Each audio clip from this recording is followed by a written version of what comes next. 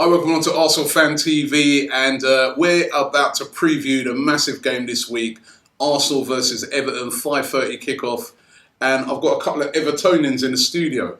I've got Baz from ToffeeTV, the number one Everton channel on YouTube, brilliant channel, better than their team even, right?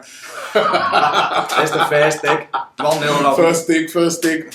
And also we've got a special guest here. This is Chris Mason, who's an actor. You may have seen him recently in the film Legend, about the crazy who were in that film. And I know you've got a film about to land called Between the Two Worlds. And so, big Evertonian as well. Yeah, that's right. Loves his Everton. So, we're going to get into it. First of all, before we get into the game, first of all, I just want to ask you about the acting. You were in that film, Legend, and then you got this new movie, Between Two Worlds, and also a football film, haven't you? Was it called Wonder Kids? Yeah, Wonder Kids. So that's a story about, it's basically on the campaign of equality in football. So yeah. I play a young footballer who, he's doing well, he's on the up and coming, he's just signed for a new team, he's got his England debut, but he's dealing with the fact that he's gay. And he doesn't know how to come out because obviously, football fans, around the world still haven't really dealt with that. And there's not many gay players out there, so it's just like it's kind of asking them questions through film. Yeah, so because it's funny. I was listening to the radio today. Is it Thomas Hitzelsberger? He's about the only one who's ever come out, isn't he? Yeah, well, he came out. Everton player as well, wasn't he? He didn't feel like he could come out until he finished. Until he retired from football, which is it's sad because people should be able to be themselves in football.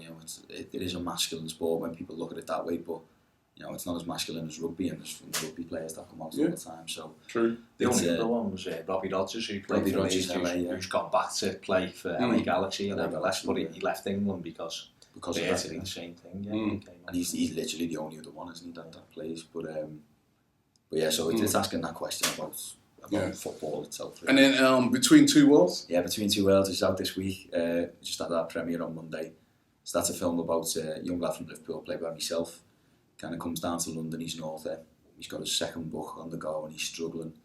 And his mates are taking him out. I've got Elliot Gleave, who's Example, who plays Example, best mate. And then Lucien Le Viscount plays the other one. They kind of take me out in clubs in London and stuff, and we have a good laugh. And then I meet a girl who's played by Hannah Britland, and life kind of changes, and I get to wear the Everton top in the film, which is great. Now, is it true that the role? I'm going to ask this question: is this true that the role was a Liverpool fan, and you said nah? Yeah, it wasn't as close as that. Like, it wasn't a deal breaker. But I just sat down with the producer Pete and the director, and I was like, listen, it was kind of tongue in cheek, but I was like, listen, it says he wears his Liverpool shorts, but I was like, making him Evertonian because people like Evertonians more than Liverpool fans. And I was kind of joking when I said that, but and then the next script it said Everton shorts, and then I thought, right, I'm going to take this as far as I can. So I've got nearly a full Everton kit on in one scene. I've got my screensaver, which is Everton. And I think it's something I'm going to try and do throughout my career. Is just plan little Everton things. We're looking forward to those films, definitely. Now let's get down to business. Now it's the game on Saturday. Not many at brag or boast, but Arsenal on a bit of a hot streak at the moment. Dealt with Watford in the last game 3-0. Watford as well have been playing pretty decently. They only conceded one goal at home before that, and that was a penalty. Very, very good defence. We broke them down. And then we had that massive win against Bayern Munich. So Arsenal at the moment on a real high. What about you guys? How are you feeling? Because you had that defeat. You guys were doing so well. You beat Chelsea. You were that very impressive against Southampton, but that defeat against Manchester United. I mean, where did that come from? Feeling a bit deflated, Rob, to be honest with you. If we'd have been sat here a week ago, I'd have been a little bit more confident. I've got to say that Arsenal away never fills me with the greatest of confidence. For years we've just not performed. We've been tanked 7-0 down here. We've had a few items off Arsenal. And like I've said to you before, that Arsenal are the team that I really like it. They're a club that there's not many that I like in the Premier League, but Arsenal are one of them. I think they do things the right way. They play football the right way. And the way they play football makes it invariably quite difficult for us when we come down. But you lot play football in a very similar way to what we do. Martinez, the ways which is sort of changed up the way you play? I mean, you like the style of how you're playing at the moment? Yeah, I think Saturday's going to be a lot of counter-attacking football, isn't it? I mean, that's what the two teams play on. You've got great pace going forward, and I think that's something we've started to use a lot more this season. That's how we kind of got rid of Chelsea a little bit. I mean, I think that's going to be one of the main tactics employed on Saturday, and whoever gets caught out first or the most. Now, I look in your team from an Arsenal perspective. When I'm looking at your team, and I'm looking at the danger players. First obvious one for me, Lukaku, Ross Barkley. You know, to me, those two players, I'd look on it and think we need to stop those two. Who else? Or am I looking in the right places when I say those two? Are those the two that we need to stop? Or who else are the real danger players for Everton at the moment? Yeah, I mean, there are two diamonds, if you like. Ross is the diamond, and obviously Ron's the battering ram. But I think if Gerard Deulofeu, I mean, he scored at the end of a couple of years ago. Remember that, he's a kid with exceptional pace. He's dangerous. I think Thierry's at his best when he just gets half a yard and he puts those balls in early. It's very, very difficult to defend against. But I think obviously Seamus Coleman, if he had a really, really poor game against Martial at the weekend, coming back looked a bit rusty. It's just I think for me at the moment, Everton a little bit unbalanced down the left hand side. You've got young Galloway who's come in and being fantastic, to be fair, but he's not Leighton Baines in terms of chance creativity, and we haven't solved. I don't know about you, Chris, but we haven't solved the P. Sometimes you've got Kone playing left wing, and like Kone's done well to even come back and be playing football after his injuries, but he's not a left winger, he's a striker, and when he does get up there with Rom, he actually helps Romelu out.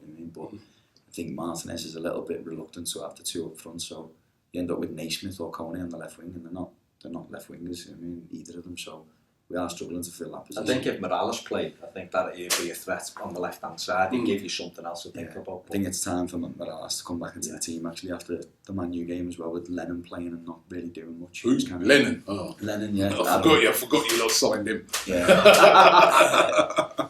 Ex-Spurs player, but your defence, though, has been, you've got two top defenders in Jagielka and Coleman and John Stones. So, pretty solid defence.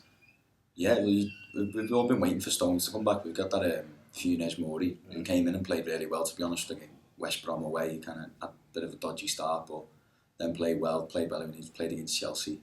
And then done well in the derby as well, considering that was his first game. And Stones has come back in and we all thought, solid defence, but Man U just broke us down early and we just weren't switched on.